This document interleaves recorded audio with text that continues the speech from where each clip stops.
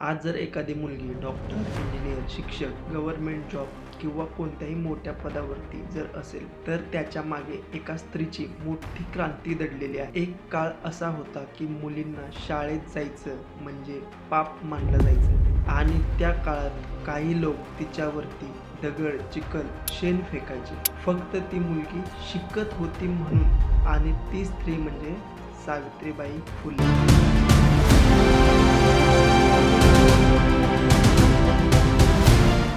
1831 एका साध्या कुटुंबामध्ये सावित्रीबाई फुले यांचा जन्म झाला. त्या काळात समाजात अशी धारणा होती की मुलींनी शिक्षण घेऊच नये. सावित्रीबाई फुले यांच्या आयुष्यात एक चांगली गोष्ट झाली, ती म्हणजे त्यांचा विवाह थोर समाजसेवक महात्मा ज्योतिराव फुले यांच्याशी झाला आणि तिथूनच त्यांच्या आयुष्यानं एक वेगळं वळण घेतलं. सावित्रीबाई फुले यांचा विवाह लहानपणीच झाला होता. पुढे जाऊन त्यांचे पती ज्योतिराव यांनी एक मोठा निर्णय घेतला. त्यांनी स्वतः सावित्रीबाई फुले यांना शिकवायला सुरुवात केली आणि सावित्रीबाई फुले या सुद्धा इतक्या मेहनतीने शिकल्या की त्या पुढे जाऊन आपल्या भारताच्या पहिल्या महिला शिक्षिका बनल्या. 1848 सावित्रीबाई फुले आणि महात्मा ज्योतिराव फुले यांनी मिळून भारतातील पहिली मुलींची शाळा सुरू केली. पण समाजातील काही लोकांना हे अजिबात मान्य नव्हतं. लोक म्हणायचे मुलींना शिकवणं म्हणजे धर्म नष्ट करणं. जेव्हा सावित्रीबाई शाळेमध्ये जायच्या तेव्हा तेच लोक त्यांच्या अंगावरती दगड, चिखल आणि शेण फेकायचे. पण या परिस्थितीत सुद्धा त्यांनी हार मानली नाही. रोज त्या 2 साड्या घेऊन घरातून बाहेर पडायच्या.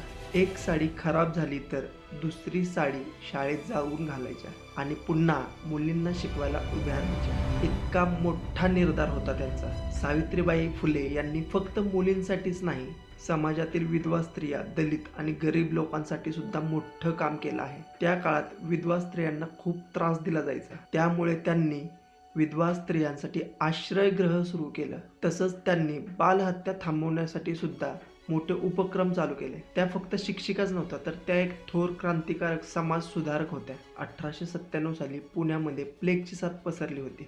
जिथं लोकांना हात लावण्यासाठी सुद्धा माणूस दजवत नव्हता, तिथं सावित्रीबाई फुले या रुग्णांना स्वतः उचलून घेऊन रुग्णालयात घेऊन जात होत्या. एक दिवशी असंच एका प्लेगग्रस्त मुलाला त्यांनी उचलून नेलं, पण त्या प्रक्रियेत त्यांनाही प्लेगची लागण झाली आणि यामध्येच 10 मार्च 1897 रोजी आपल्या थोर क्रांतिकारक समाजसेविका, पहिल्या महिला शिक्षिका ज्यांनी लाखो लोकांचं आयुष्य उज्ज्वल केलं, अशा सावित्रीबाई फुले यांनी अखेरचा श्वास घेतला. समाजाशी लढता लढता त्यांनी आपलं अख्खं आयुष्य अर्पण केलं. पण आज जर भारतातील प्रत्येक मुलगी शिक्षण घेत असेल तर त्या क्रांतीची सुरुवात सावित्रीबाई फुले यांनी केली होती. आज पण त्या आपल्याला एक गोष्ट शिकवतात, परिस्थिती कितीही कठीण असली तरी तुमचा उद्देश जर चांगला आणि मोठा असेल तर तुम्हाला इतिहास घडवता येतो. म्हणूनच आज आपण त्यांना सलाम करतो. भारताच्या पहिल्या महिला शिक्षिका, थोर क्रांतिकारक, थोर समाजसेवक सावित्रीबाई फुले यांना मानाचं वंदन. जर तुम्हालाही सावित्रीबाई फुले यांचा अभिमान वाटत असेल तर हा व्हिडिओ नक्कीच शेअर करा, कारण अशा महान व्यक्तींच्या कथा प्रत्येक भारतीयाला माहिती असायला हव्यात.